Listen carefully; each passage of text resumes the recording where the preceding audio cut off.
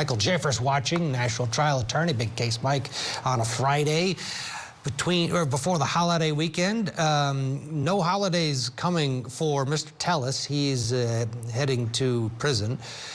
What's your take on, I mean, it was more of the same from what we saw on the stand, really. Anything stand out to you of note from this defendant having gone through being found guilty?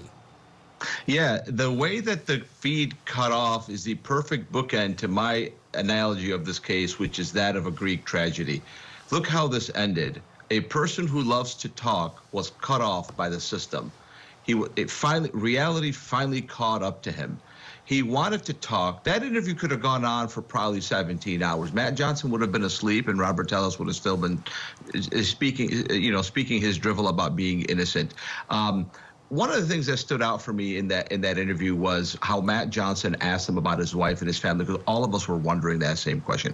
How was it that your family, so beautiful, so gorgeous, so loving, we found out about them after you were convicted? Matt Johnson asked a lot of really great questions about, hey, why did you do the narrative? Why did you do this? He didn't have a good answer for that. I know the answer. He just loves to talk. And he's, Oedipus from the Greek tragedy, the man who had it all and was determined to destroy it against all help, right? So some of the things stood out for me in that interview that, this is who he is, right? He has a hole in his soul. He had it all. He literally had it all, and all he had to do was just enjoy it. But instead, he was determined to destroy it, right?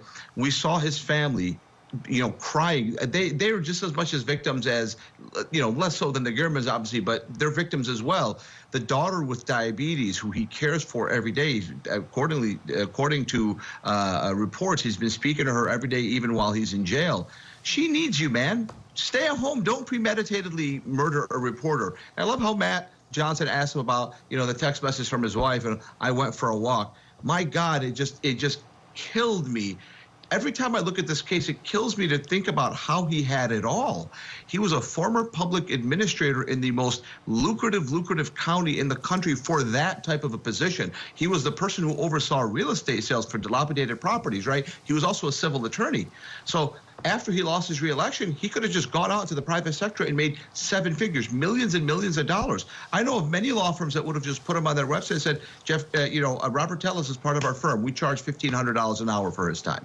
People would have lined up to hire Robert Telles, but instead he bought this dumb, stupid orange jumpsuit and walked, and he drove his own car and he walked to the reporter's house and viciously stabbed them.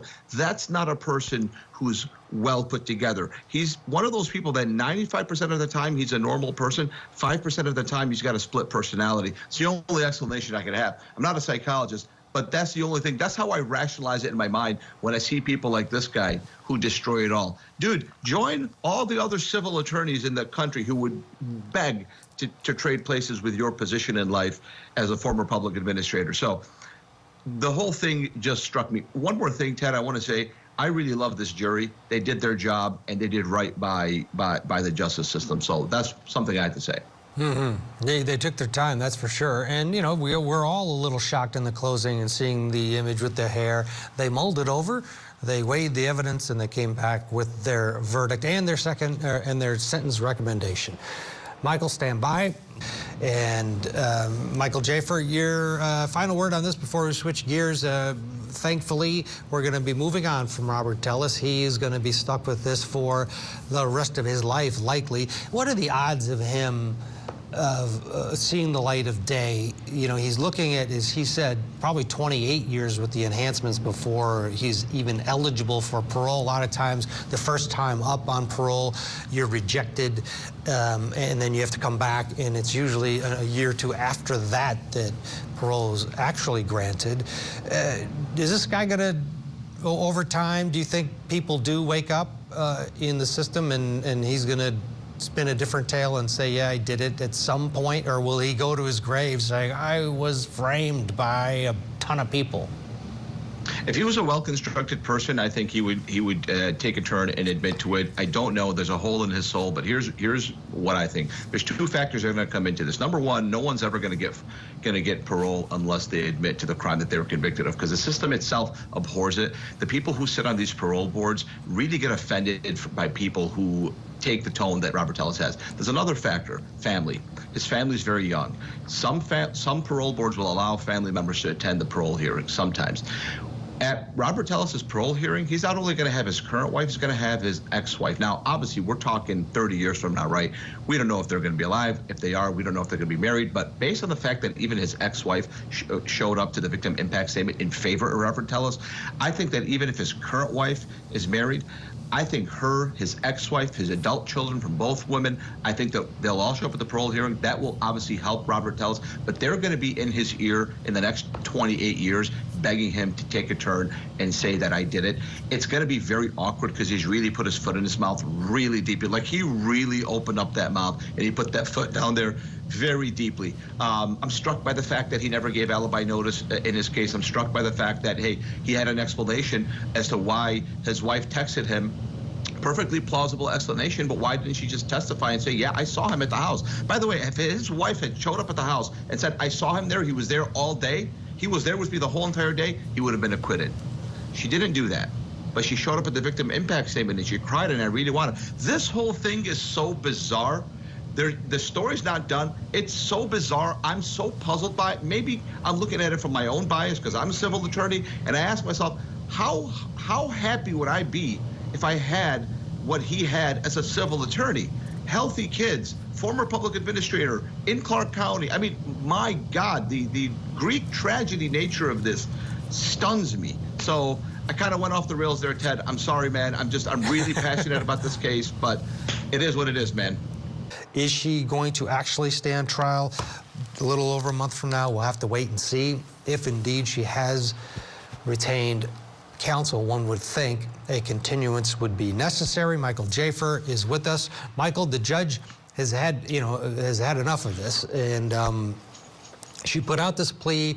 I need an attorney. You want to be famous? You'll be on court TV. She even made a flyer, and it appears as if someone has answered the call and has met with her and has filed this motion for a continuance. If indeed another attorney shows up and says, I am representing Sarah Boone, the judge is going to have to push this, correct? Yeah, I mean, look at Court TV, being so powerful that even attorneys are taking cases that they maybe otherwise would have rejected, right? Very proud of Court TV, but yeah, the judge is going to have to give her way on this. It has all the upsides and none of the downsides, and here's why. It's not like Sarah Boone is sitting on an island sipping Mai Tais, awaiting her trial and just trying to push and delay the ball so she can continue her vacation. She's in custody, right? So it's not like there's any difference.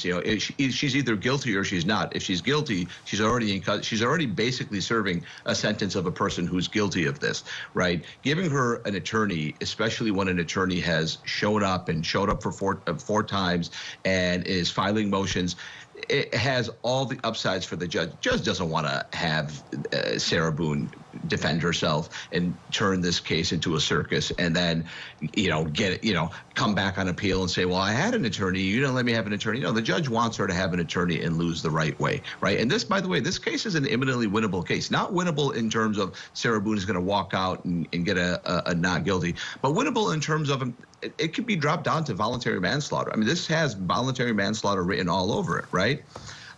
So, I mean, an attorney could really do right by Sarah Boone and the system and make even the judge happy.